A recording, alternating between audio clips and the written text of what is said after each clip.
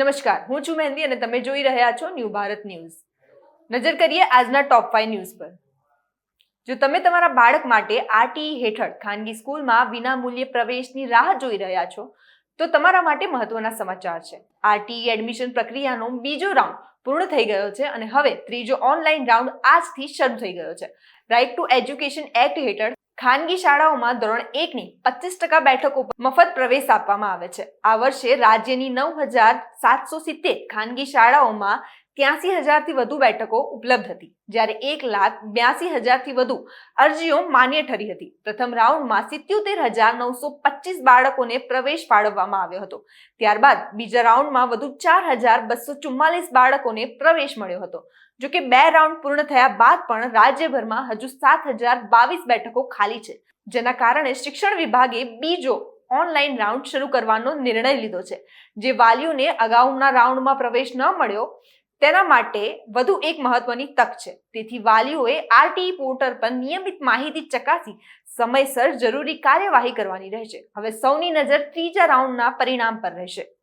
America અને Israel દ્વારા Iran સાથે ચાલી રહેલા યુદ્ધ તેમજ પેટ્રોલ ડીઝલના ભાવ વધારાની સીધી અસર હવે વિદ્યાર્થીઓના સ્કૂલ યુનિફોર્મ, સ્કૂલ બેગ અને શૂઝ મોજા પર જોવા મળી રહી છે. આગામી 8 જૂનના રોજ ઉનાળુ વેકેશન પૂર્ણ થવાની સાથે જ નવું શૈક્ષણિક સત્ર શરૂ થઈ રહ્યું છે. આ પૂર્વે રાજકોટમાં બાળકોના શાળાના યુનિફોર્મ તેમજ પાઠ્યપુસ્તકોની ખરીદી માટે વાલીઓની ભારે ભીડ જોવા મળી રહી છે. ચાલુ વર્ષે વિદ્યાર્થીઓની સ્કૂલ યુનિફોર્મ સહિતની ચીજ વસ્તુઓ 7%થી 10% જેટલી મોંઘી થઈ છે. જેથી આ મોંઘવારી વચ્ચે બાળકોને શિક્ષણ આપવું વાલીઓ માટે ઘણું આકરું બન્યું છે.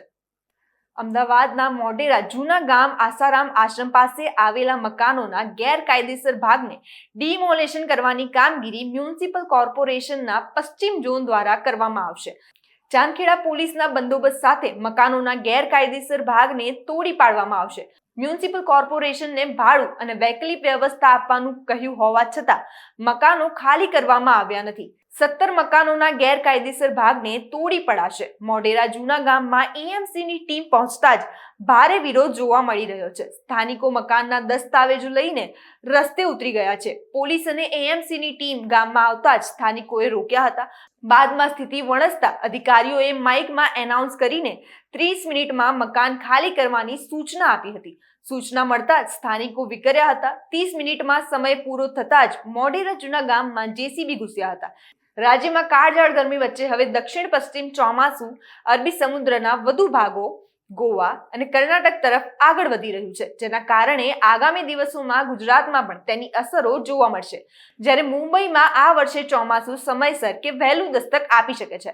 હવામાન વિભાગના જણાવ્યા અનુસાર છેલ્લા 24 કલાકમાં ઉત્તર ગુજરાતના છૂટાછવાયા વિસ્તારોમાં હળવો વરસાદ નોંધાયો હતો, જ્યારે દક્ષિણ ગુજરાત, સૌરાષ્ટ્ર, કચ્છ અને દીવ દમણ દાદરા નગર હવેલીમાં હવામાન સૂકું રહ્યું હતું. સૌરાષ્ટ્ર અને કચ્છના કેટલાક ભાગોમાં મહત્તમ તાપમાનમાં ઘટાડો નોંધાયો છે. આગામી દિવસોમાં વરસાદનું જોર થોડું ઘટશે, પરંતુ દક્ષિણ ગુજરાત અને સૌરાષ્ટ્રના અમરેલી તથા ભાવનગર જેવા જિલ્લાઓમાં આગામી 7 દિવસ સુધી છૂટાછવાયા વિસ્તારોમાં હળવો વરસાદ ચાલુ રહેશે. જો કે આગામી અઠવાડિયા દરમિયાન રાજ્યના મહત્તમ તાપમાનમાં કોઈ મોટો ફેરફાર થવાની સંભાવના નથી.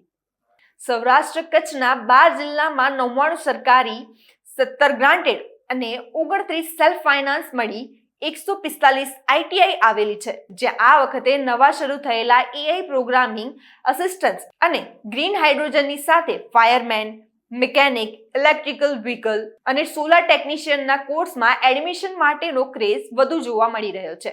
14 મે થી શરૂ થયેલી ઓનલાઈન પ્રવેશ પ્રક્રિયા દરમિયાન 38,704 સીટ સામે 4 જૂન સુધીમાં 14,285 ફોર્મ ભરાયા છે. હજુ 23 જૂન સુધી આ પ્રવેશ પ્રક્રિયા ચાલુ રહેશે. આ વખતે બોટાદમાં પાણિયાદમાં નવી આઈટીઆઈ શરૂ કરવામાં આવી છે. તો તાલીમાર્થીઓ માટે નવી 3 યોજનાઓ પણ સરકાર દ્વારા શરૂ કરાઈ છે.